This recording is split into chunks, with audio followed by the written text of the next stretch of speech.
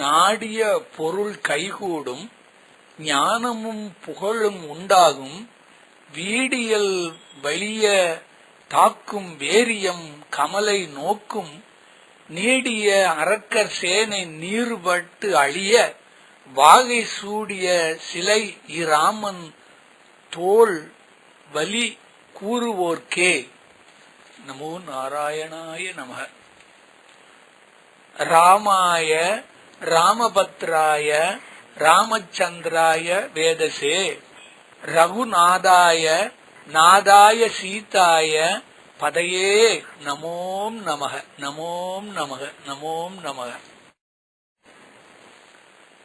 ஏற்றம் தரும் ஏரி காத்த ராமர். கோயில் தல வரலாறு. ராமாயண காலத்தில் மதுராந்தகம் கருங்குழி சுற்றுப்புற பகுதி மகிழம்பூ காடாக இருந்தது. அங்கு விபண்டக முனிவர் தவம் இருந்த ஆசிரமத்தில் சில காலம் தங்கிய ராமர் கருணாகர மூர்த்தியை வழிபட்டார். முனிவரிடம் விடைபெற்று புறப்பட்ட போது அங்கு மீண்டும் ராமர் எழுந்தருள வேண்டும் என்று வேண்டினார் முனிவர். இலங்கையில் ராவண சம்ஹாரத்தை முடித்து ராமர் புஷ்பக விமானத்தில் அயோத்திக்கு சென்று கொண்டிருந்தார். மதுராந்தகம் அருகில் உள்ள கருங்குழியில் சென்றபோது புஷ்பக விமானம் தடைபட்டு அங்குள்ள பர்வத மலையில் இறங்கினார். அப்போது விபந்தக முனிவர் மற்றும் பர்வதமலை, சுகந்தி ஆகியவற்றின் வேண்டுகோள் நினைவுக்கு வந்தது ஸ்ரீராமருக்கு.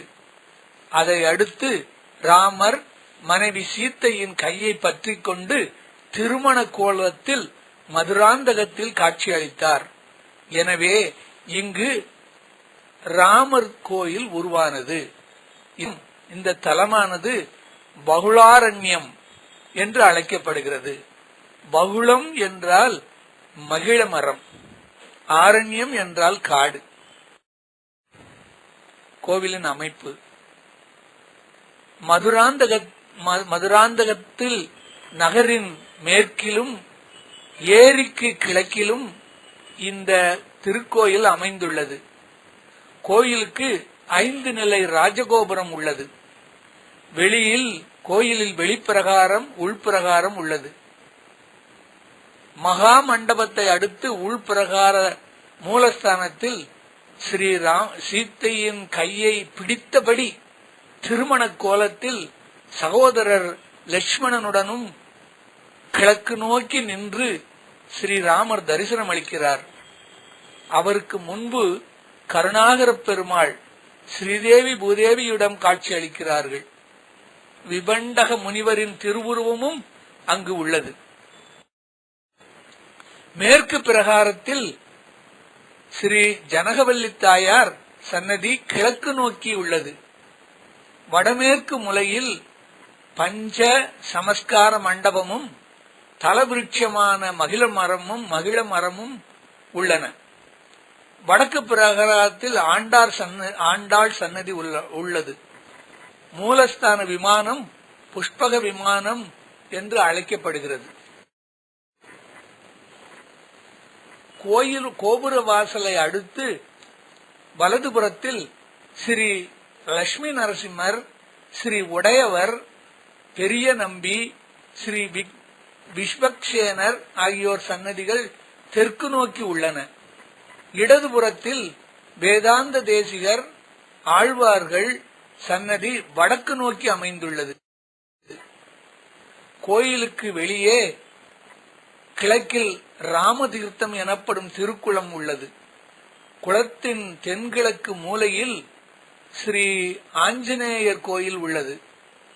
ஏரியில் இருந்து மூலஸ்தானம் வழியே திருக்குளத்திற்கு நீர் வர பாதை உள்ளது. 1937 ஆண்டு கோவிலில் புனரமைப்பு பணி செய்த போது அடிப்பகுதியில் மிகப்பெரிய மண்டபம் இருப்பதாக தெரிய வந்தது. அந்த மண்டபம் 200 அடி ஆழத்தில் 10 படிகளுடன் உள்ளது. மண்டபத்தின் மையத்தில் தாமரை வடிவில் உள்ள பள்ளத்தில் நவநீத கிருஷ்ணன் தாமிர விக்கிரகம், சங்கு சக்கரங்கள் மற்றும் பூஜை பாத்திரங்கள் இருந்தது. அவற்றை கோயிலில் வைத்து வழிபடுகின்றனர். இக்கோயிலின் வரலாறு குறித்த கல்வெட்டு காஞ்சிபுரம் வரதராஜர் கோயிலில் மண்டபத்தில் தெற்கு பகுதியில் செதுக்கப்பட்டுள்ளது. இந்த கோயில் யாரால் கட்டப்பட்டது என்பது இதுவரை அறியவில்லை.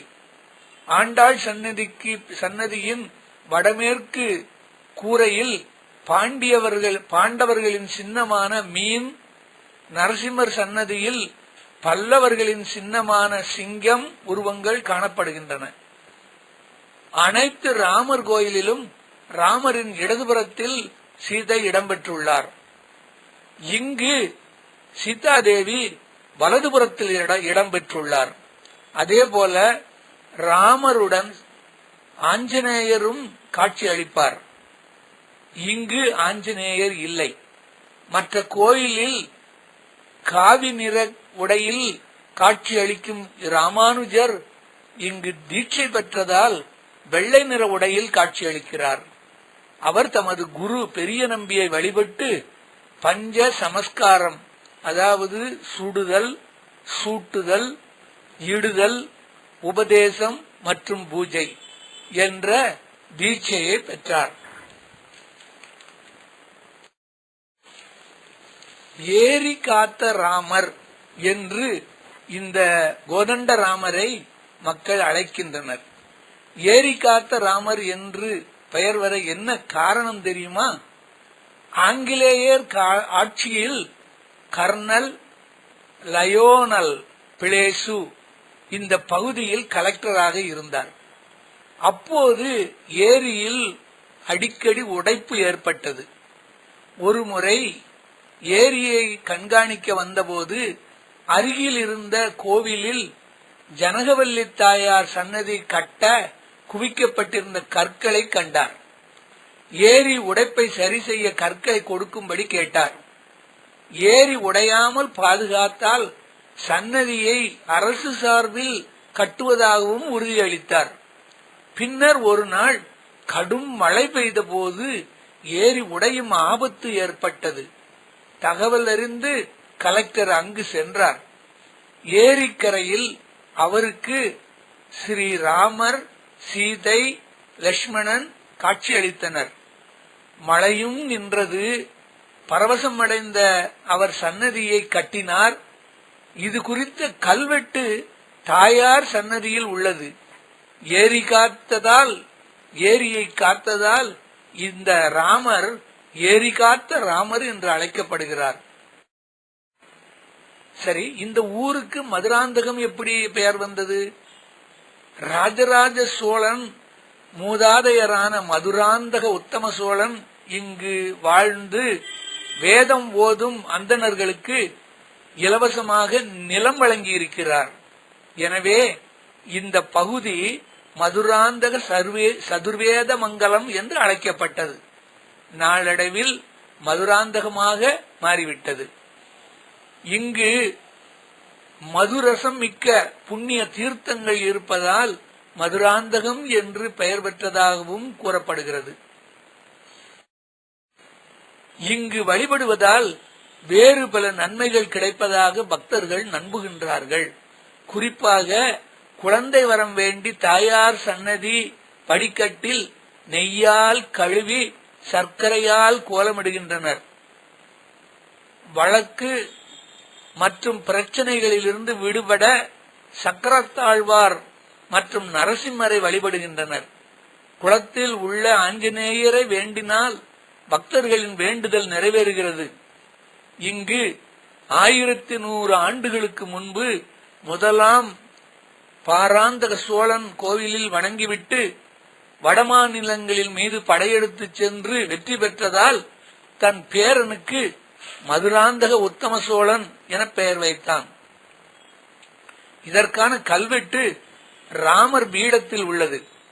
1968 ஆண்டில் முன்னாள் பிரதமர் இந்திரா காந்தி இங்கு வந்து வழிபட்ட பின் தேர்தலில் வெற்றி பெற்றார் என்பதும் குறிப்பிடத்தக்கது.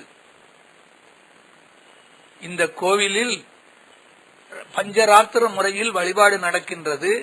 ஆண்டுதோறும் ஆணி மாதம் பிரம்மோற்சவம், பங்குனி மாதம் ஸ்ரீ ராமநவமி, தை மாதம் 3ஆம் நாள் கருணாகர பெருமாள் கருங்குழி மலைக்கோவிலுக்கு செல்லும் பரிவேட்டை, ஆவணி மாதம் விநாயக சதுர்த்தி மறுநாள் ஸ்ரீ ராமானுஜர் தீட்சை தினம் ஆகியவை முக்கிய விழாக்களாக கொண்டாடப்படுகின்றது. பெரும்பாலான கோயிலில் பிரம்மோற்சவத்தில் 7ஆம் நாள் உற்சவமாக தேர் உற்சவம் நடைபெறும். இங்கு மட்டும் 8ஆம் நாள் உற்சவமாக தேர் உற்சவம் நடைபெறுகிறது. 9ஆம் நாள் உற்சவமாக தீர்த்தவாரி நடைபெறுகிறது. தீர்த்தவாரியின் போது நித்திய உற்சவர் ராமதீர்த்த குளத்தில் புனித நீராடுகிறார். அப்போது பக்தர்களும் நீராடினால் பல்வேறு தோஷங்கள் நீங்குவதாக மக்கள் நம்புகிறார்கள். அஞ்சிலே ஒன்று பெற்றான், அஞ்சிலே ஒன்றை தாவி, அஞ்சிலே ஒன்று ஆறாக ஆரியற்காக ஏகி, அஞ்சிலே ஒன்று பெற்ற அணங்கை கண்டு அயலார் ஊரில் அஞ்சிலே ஒன்றை வைத்தான், அவன் நன்மை அழித்து காப்பான். நமோம் நாராயணாய, நமோம் நாராயணாய, நமோம் நாராயணாய. சிற்றம் சிறுகாலை வந்துன்னை சேவித்து உன் பொற்றாமரை அடியை போற்றும் பொருள்களாய் பெற்றம் மேய்த்துண்ணும் குலத்தில் பிறந்து குற்றேவல் எங்களை கொள்ளாமல் போகாது. இற்றை பறைகொள்வான் அன்றுகான் கோவிந்தா, இற்றைக்கும் 7 பிறவிக்கும் உந்தன்னோடு உற்றோமே யாமோம், உமக்கே நாமாட்செய்வோம், மற்றினம் காமங்கள் மாற்றேலோர் எம்பாவாய். பச்சமாம் மலைபோல் மேனி பவளவாய் கமலச்செங்கண் அச்சுதா அமரர் ஏரே ஆயர்தம் கொழுந்தே என்னும் இச்சுவை தவிர யான் போய் இந்திரலோகமாளும் அச்சுவை பெரிதும் வேண்டேன் அரங்கன்மான் அருளானே.